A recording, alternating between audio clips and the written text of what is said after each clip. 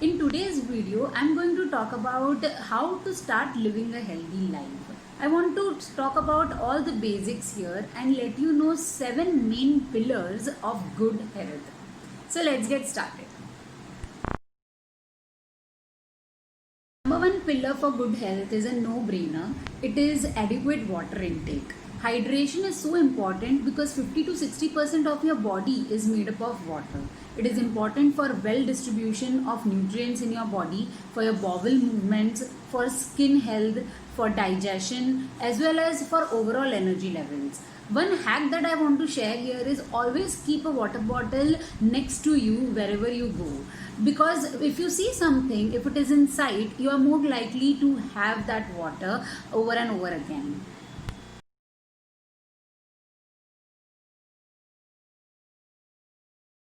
The second pillar of good health is adequate nutrition. Now, there are different views on what food is good for you and what diet is good for you. My only advice would be to listen to your body and do not overcomplicate things.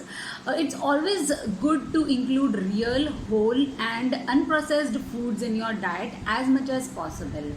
Cooking from scratch always helps you to control what nutrients are going inside your body. Next time you go for grocery shopping, go for colorful fruits and vegetables in your cart, and when you come back home and cook them, try to minimize the amount of cooking and try to include more raw content in your diet to get more nutrients per calorie. The third pillar of good health is adequate sleep. It is very important to prioritize a good night's sleep, and this is something that we tend to overlook all the time. It is a key element because when we sleep, our cells and tissues get chance to regenerate. Our bodies get chance to detoxify. Our cognitive function and memory improves. It's almost like cleansing our entire body and our brain. Some things that we can do for improving our sleep quality is that we can try sleep in a dark room. We can try sleep on time and wake up on time. Also, we can try diffusing certain essential oils and using essential oil roll-ons. Like lavender oil is one of my favorites and helps to calm down your brain in order to get a better night's sleep. The fourth pillar of good health is exercise. Our bodies love movement. This is what they are designed to do. Today, we spend a lot of time sitting down, lying around, and just being stagnant.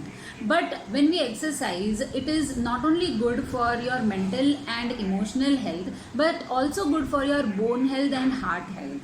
So I would recommend that find some physical activity which is very interesting for you. Like for me, it is dancing. It can be Zumba or going to the gym or swimming or playing a sport in your case. So find that out and also make sure that along with being active for that half an hour or 1 hour of the activity, you should also be active throughout the day.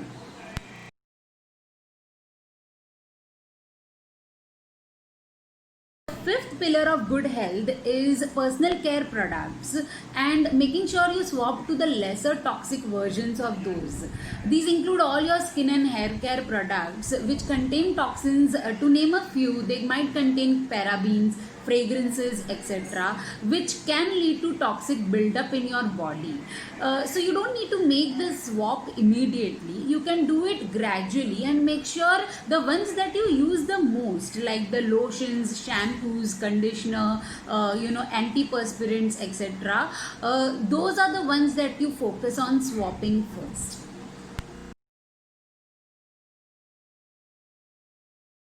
Pillar of good health is focusing on our mental health.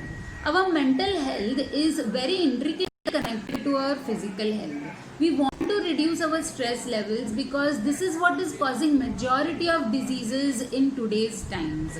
Our mental health affects our thoughts affect our emotions, and our emotions affect the way we act. So we want to be aware of this and we want to start practicing certain things like yoga, pranayama, meditation, positive affirmation and journaling, which help improve our mental health.